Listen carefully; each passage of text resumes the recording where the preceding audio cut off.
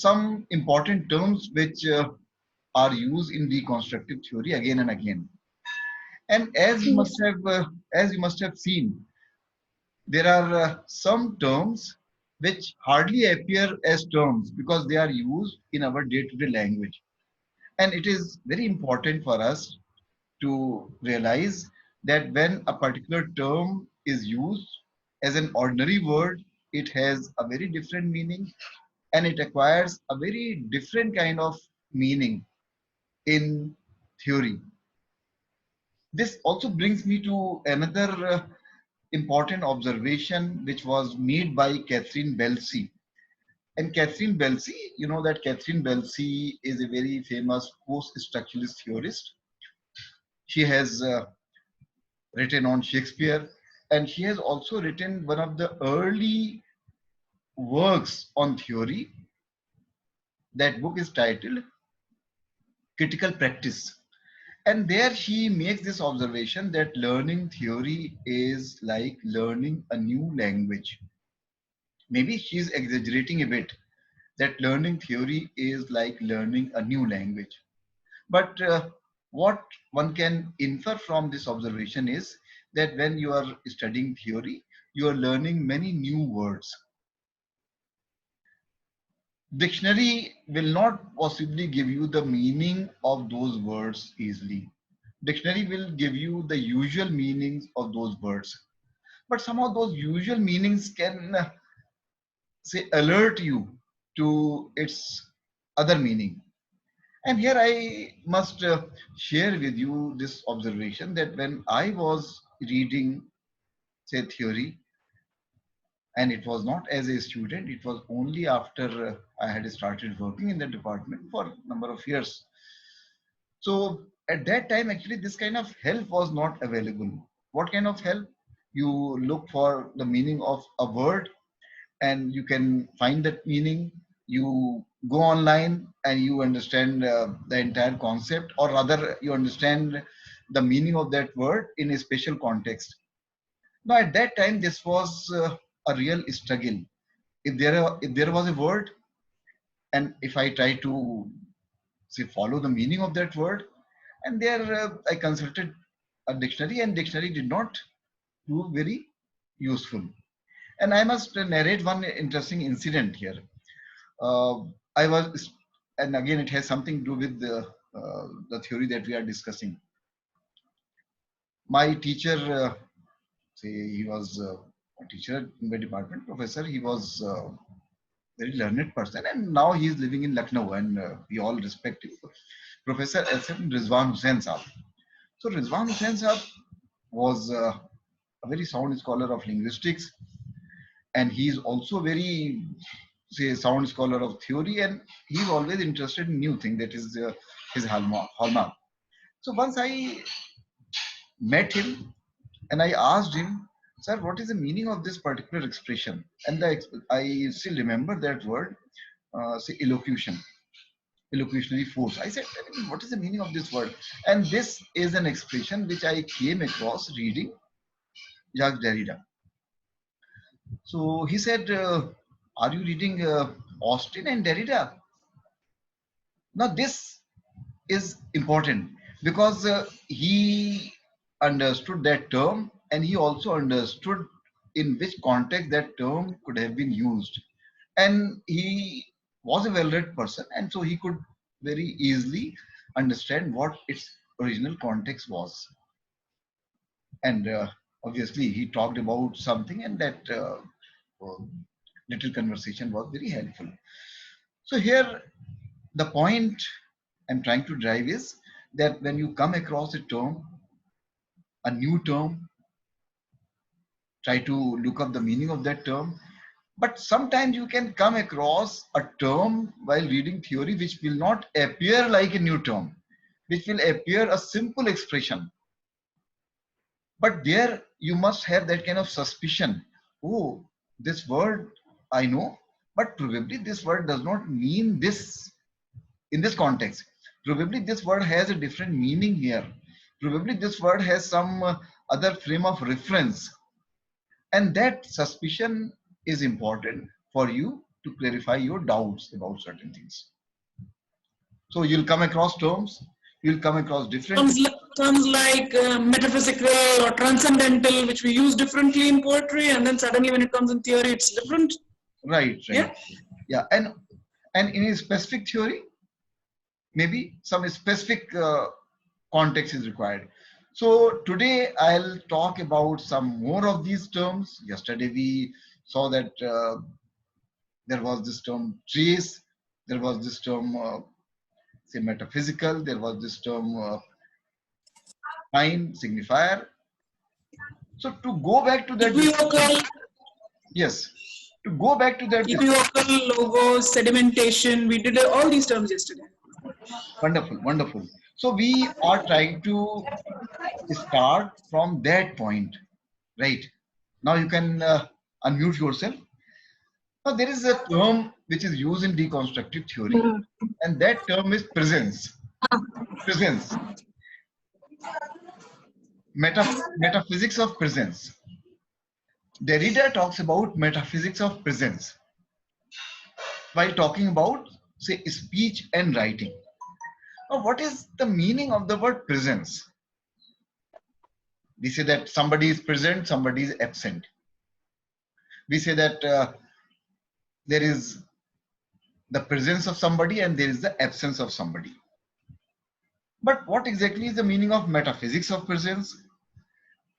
And here it relates to our desire for immediate access to meaning.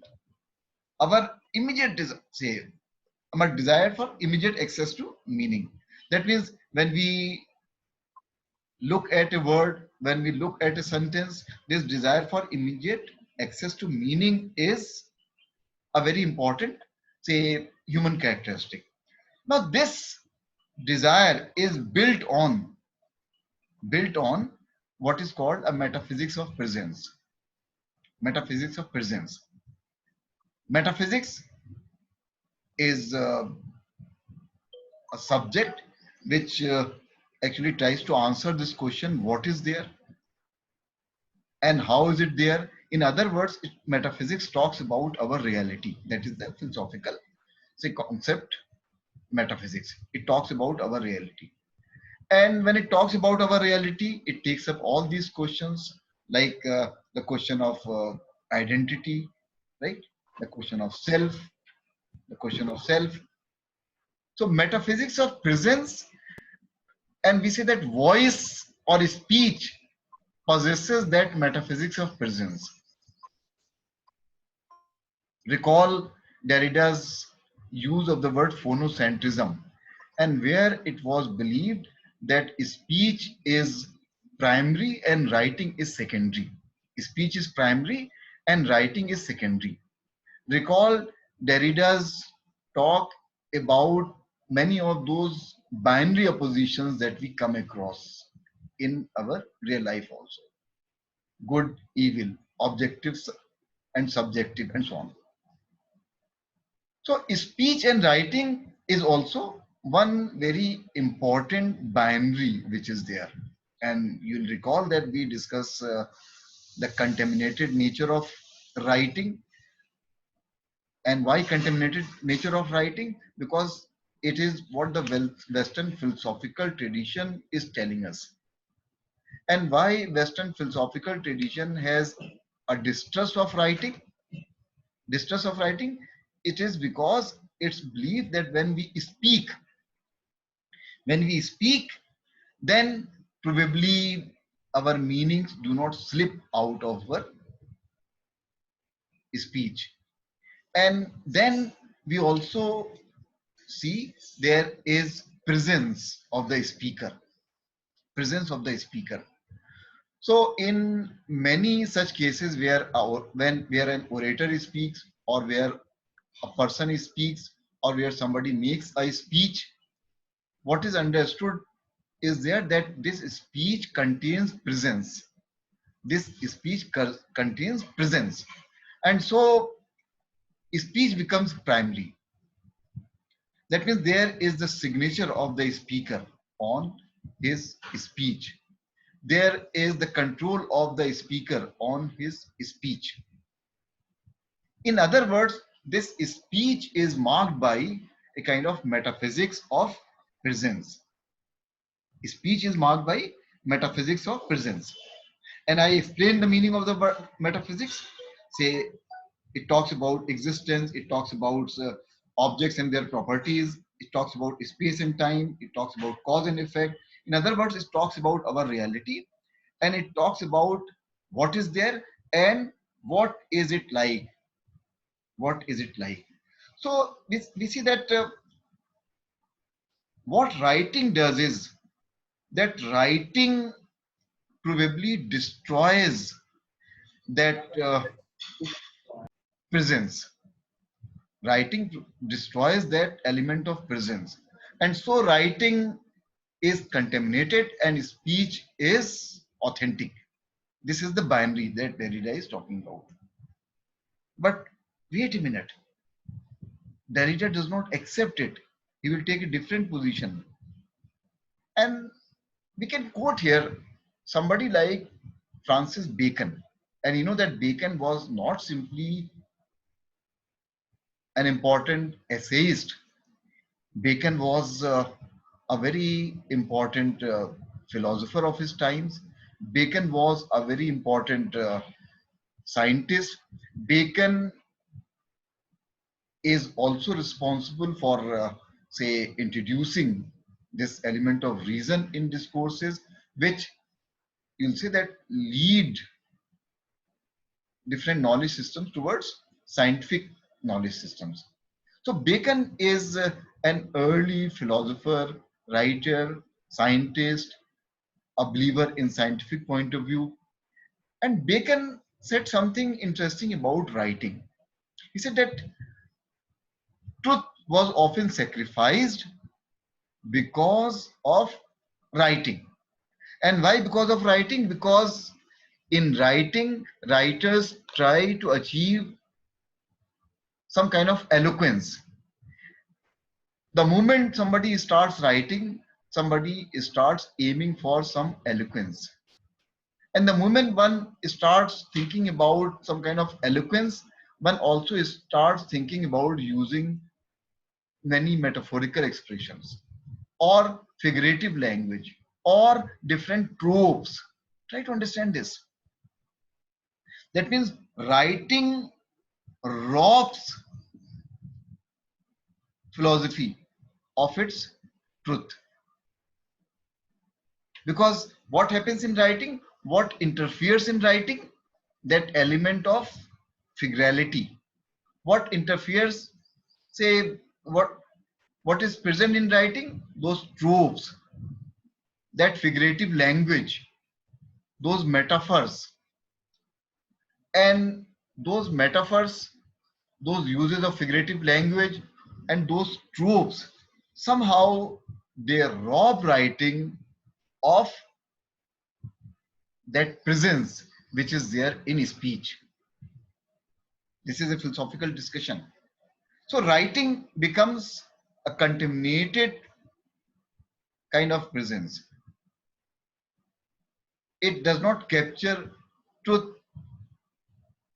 Speech, on the other hand, becomes primary. Speech has that presence, and writing does not have that kind of presence, but rather it is marked by some kind of absence of that element of truth. Because writers are looking for tropes, they are looking for figures, they are looking for metaphors, they are looking for eloquence. And that makes this kind of distinction between writing and speech, where writing becomes secondary and speech becomes primary. And so speech is elevated to a very important position where it is primary and authentic, where it contains presence. And writing is marked by that kind of non-presence, that kind of, am I clear here? Okay. Now we also learn that this speech and writing also becomes a binary. And when Derrida talks about writing and speech, he says that speech is as much dependent on writing or speech is a form of writing, because speech also uses all those classifications, all those points of differences, all those rules which mark writing. So speech is also a species of writing. Speech is also a form of writing. And that way this distinction, this neat distinction between speech and writing is not tenable.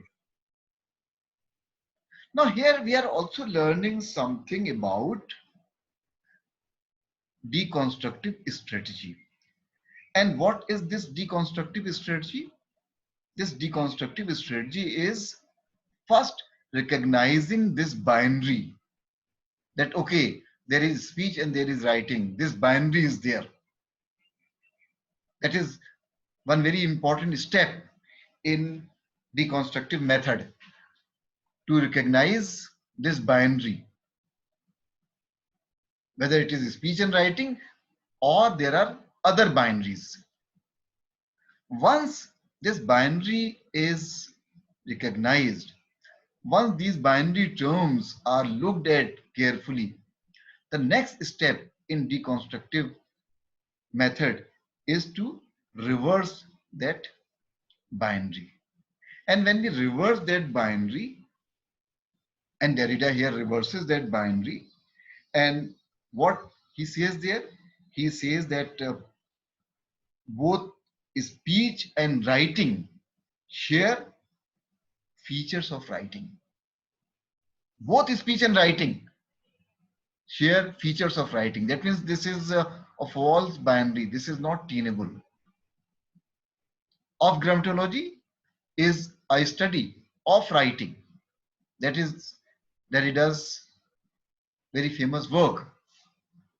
So this reversal of hierarchy, if there is this hierarchy, speech and writing, and if there is reversal of this hierarchy, where we say that writing is not secondary and speech is not primary, this binary needs to be reversed a bit.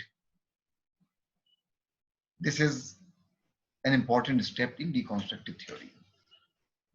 But deconstructive theory will not create a new binary by putting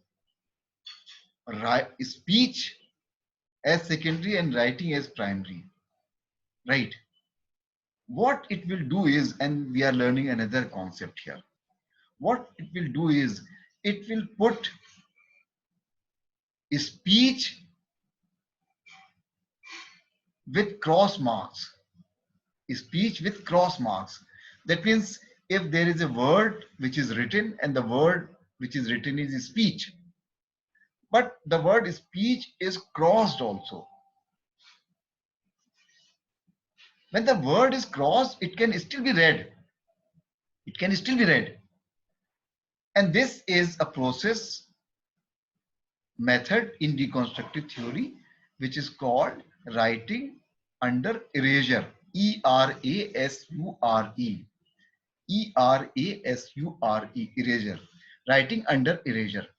This means this binary is reversed and the first term in that binary is written under erasure, suggesting that this binary is being deconstructed. But a new binary will not be created, a new privileging will not take place, a new supplement will not be created. And you know that in these two terms, speech and writing, speech is primary and writing is a supplement. But a new binary will not be created, a new kind of privileging will not occur in traditional deconstructive theory, which is advanced by Jacques Derrida. So we understand this concept, writing under erasure. Now let us think about some other binaries which Derrida mentions, which he talks about. Speech and writing is one. There is another binary, and that is philosophy and literature. He talks about philosophy and literature also. where literature is considered fictional. Literature is considered something which is not real. Philosophy, on the other hand, has a presence which is different from literature in the sense that it is not fictional. But here also this binary, philosophy and literature, where philosophy is pure and literature is impure, where philosophy say speaks truth and literature speaks in the language of figures and tropes. This also is deconstructed. And it means that literature can be read as a philosophy and philosophy can be read as literature. In other words, and go back to Bacon, philosophy also uses all those tropes, all those metaphors, all those, say, metaphors. And in other words, philosophy also uses figurative language. So this emphasis on figurative language of philosophy means that this binary of literature and philosophy is also not a very tenable binary, and it can be reversed, it can be deconstructed, where philosophy will appear using figures and tropes and metaphors, and literature can contain some elements of truth. So this means this binary can also be reversed, and we are talking about deconstructive strategy, where a hierarchy is seen, where a kind of binary is seen, and where one term in that binary, which is considered a more important term, a primary term, that is, say, seen not as really a primary term, but rather which depends on its supplement, which cannot exist without its supplement. And so it can be reversed, this binary, and this can be deconstructed. There are other examples also of literal and figurative, for example, right? Literal and figurative, or say objective and subjective. So many of these binaries. And you know that Derrida worked on Rousseau, deconstructive reading of Rousseau. And Derrida, because he was talking about this binary opposition, and he was, say, trying to reverse that category. So there, Rousseau's work is also very important, because Rousseau talks about nature and civilization. So nature becomes a primary term. That means before civilization, there was nature. And so nature is authentic, pure, primary. Civilization is probably less pure. Nature is the basic term and civilization becomes a supplement. So this can also be reversed, because one cannot think about a time when there was no civilization as such. Now this can be further explained, this say notion of presence. We saw yesterday that there was this discussion between good and evil, right? Good and evil. And you know, so that in that discussion of good and evil, we looked at Paradise Lost, where Milton talks about good, and good is the primary term, because good probably comes directly from the God. In the beginning there was word. In the beginning there was word. That, say, word, inspired word. But good, is it really a primary term? Is evil really a supplement? Is good dependent on evil? Or is evil a primary term? That means this kind of questioning also tries to reverse that binary. And what we see here, that when does evil start, when does good start, this becomes an important question. Since I discussed that yesterday, I'm not going back to that discussion, but we can look at another work by John Milton, that is Areopagitica.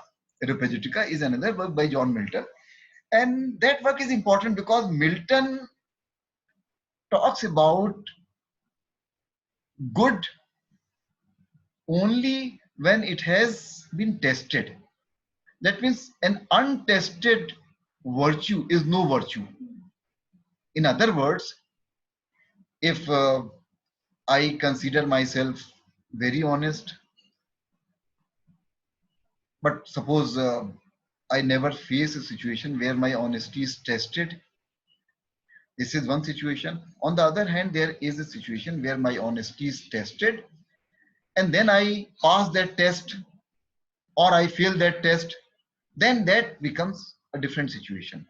So Milton is talking about tested virtue or good which has been tested, which has gone through a process of test.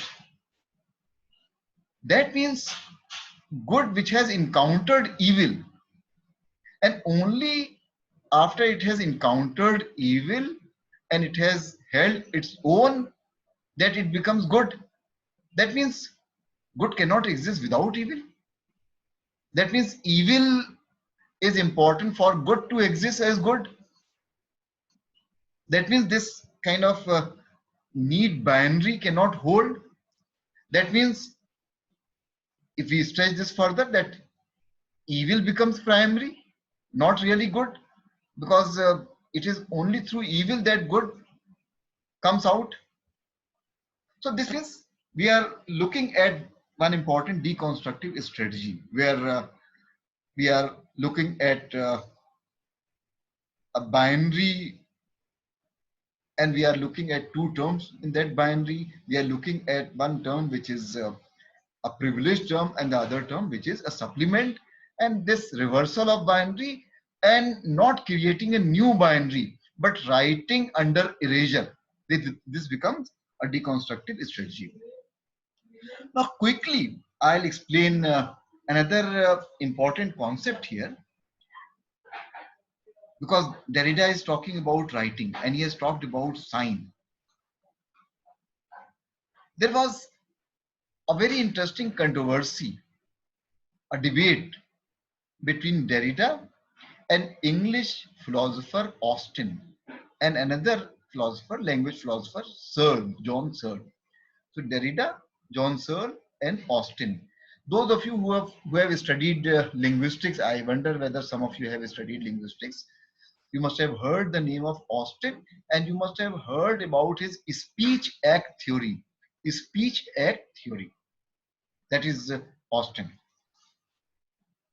Derrida talks about the nature of sign, and he talks about this in his book Signature, Event, Context. Signature, Event, and Context.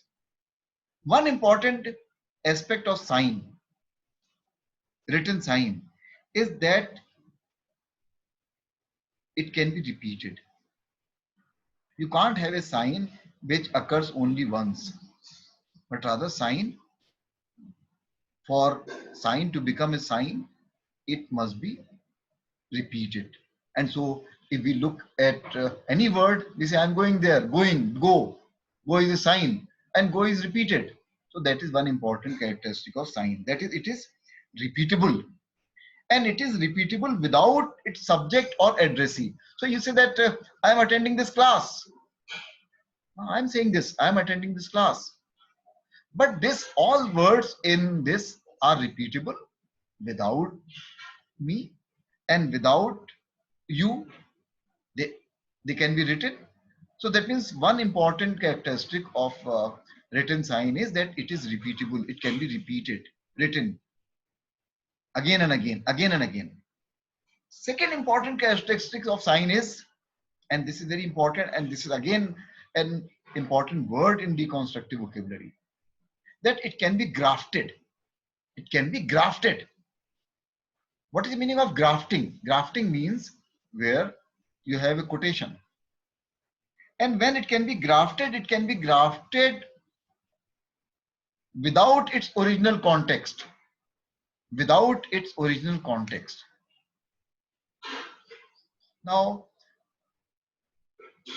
to give you a simple example, if you see this line, इतना सन्नाटा क्यों है भाई? इतना सन्नाटा क्यों है भाई? Now, this is a quotation. It can appear in different places, but actually, this is one line which was spoken by E.K. Hangal in 1975 blockbuster Sholay. He speaks that line when his son was killed by Gabbar Singh and his men. But the fact that this line can be used in different context, that is also a characteristic of sign. That is also a characteristic of that kind of written sign. Grafting. It can be grafted onto other text. It can be cited. It can be quoted in other texts, and often without its context also. That means its original context may not be there always, and it can be grafted. And the third important characteristic of sign is spacing. Spacing. And here try to understand the concept of spacing in two different ways. One, when we are writing, our words are marked by those spaces. So you don't say mix up all signs. If I say that I am teaching this class, I is written separately from am teaching a class. That is one aspect of spacing. The other aspect of spacing is whatever is written, it is referring to something which is not present. It is referring to something which is not present. So if you take up any word, that word is there as a sign, and it refers to something which is not present there, which is simply there as a kind of symbol. So these are three important, say, properties, characteristics, qualities of, say, a written sign, and which Derrida talks about in his book, say, signature, event, context. If we see further, and we see that Searle and Austin, they also made a distinction between different kinds of uses of language, different uses of language. But maybe I should stop here this discussion, because we have been talking about Derrida, but I must speak about this controversy also, and maybe some other aspects of deconstructive theory, because one very important say question in deconstructive theory is its relationship to questions of politics. So maybe I just want you to unmute yourself and say something at this point.